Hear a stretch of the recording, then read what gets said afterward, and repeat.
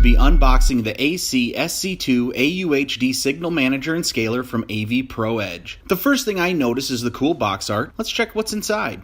You'll first find the signal manager wrapped up under a foam cover. Let's get this scaler out of the plastic shell. From holding it, I notice a nice metal chassis and it has a little weight to it. Under the foam insert, you'll find a smaller plastic bag and a larger plastic bag with different components in them. Besides the foam, this is everything that is included in the package.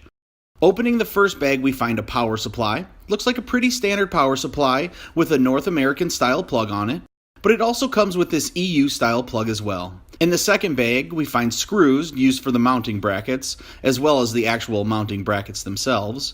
We also find this green 3-pin Phoenix style connector. This would be used for the audio extraction port.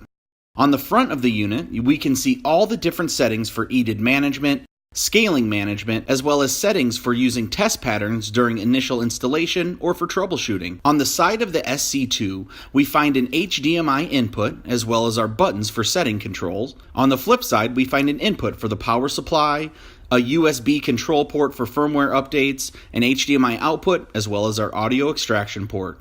This is a super solid product that was built well and is ready to be used in your next installation.